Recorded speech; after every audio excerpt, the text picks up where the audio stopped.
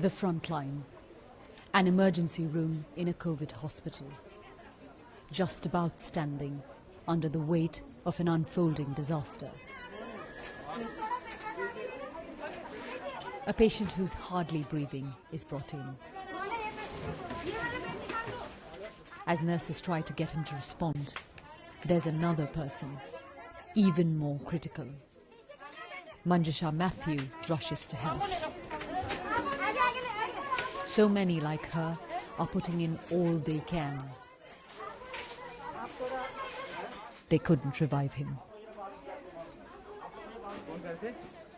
To get past the shortage of beds, they've packed in stretchers, wheelchairs, as many as they can.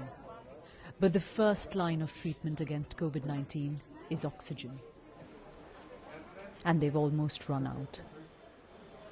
At this point, there is just 1 hour of supply left. The staff knows how many lives hang in the balance. People are being turned away, but they don't know where they'll find oxygen or a bed. Manora Bibi was taken in for a short while to stabilize her. We've already been to 5 hospitals. Where will poor people like us go? Her nephew asks. But this hospital is so on the brink, they have to leave. The intensive care unit is full too. There are next to no ICU beds in a city of 20 million. These are patients in a critical condition. It's unthinkable, unimaginable that one would think of them as better off in any way. But it's the reality of what we're seeing in India. People in an ICU have won the first battle to be here. Between seeing his patients, the doctor constantly on calls. Back up, that's another couple of hours. So we are struggling. He's desperately trying to get more oxygen.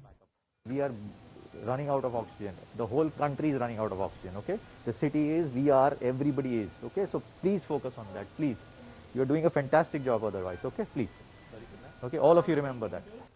If oxygen runs out, there is no leeway for many patients. There is no leeway. They will die. Day after day, the staff works here, knowing full well that if their families get sick, even they will struggle to find medical care. There is helplessness and anger.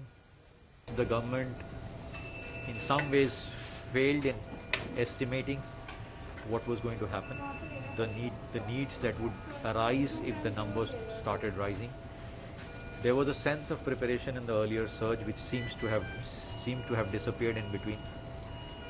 And they did things which was totally unacceptable, allowing large, huge gatherings, which is totally unacceptable. They believed that we had vanquished the virus.